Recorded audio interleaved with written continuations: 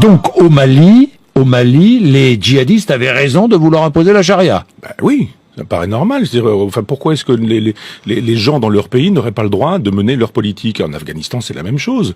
Pourquoi est-ce qu'on a des problèmes de terrorisme aujourd'hui? Les musulmans sont pas des imbéciles non plus. C'est-à-dire, on leur mène une guerre chez eux. En Afghanistan, par exemple, ou au Mali, on leur rend la vie impossible, on s'en va les massacrer, on les tue par dizaines ou par centaines, et en même temps, on voudrait que ces gens-là soient gentils, etc. Ils sont pas gentils, mais ils ont raison.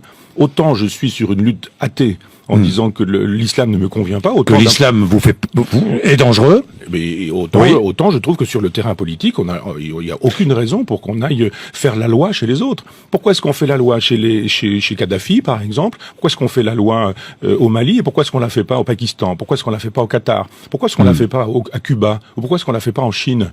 Si vraiment les droits de l'homme nous intéressent, pourquoi est-ce qu'on est spécifiquement au Mali et pas dans des endroits où les droits de l'homme sont bafoués partout? Alors, moi, je trouve normal qu'au Mali, où il m'est arrivé d'aller, la politique puisse exister.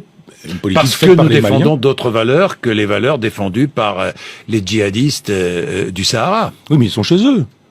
Et on va pas faire la loi chez les musulmans, enfin dans les pays musulmans, que les musulmans fassent leur loi. Pourquoi est-ce qu'on n'intervient pas en Israël? Pourquoi il faut arrêter de vouloir faire la politique coloniale qui est la nôtre dans des pays sous prétexte que ce serait les droits de l'homme qui nous animeraient. Ce sont pas les droits de l'homme qui animent Hollande au Mali. My prophet, my most precious.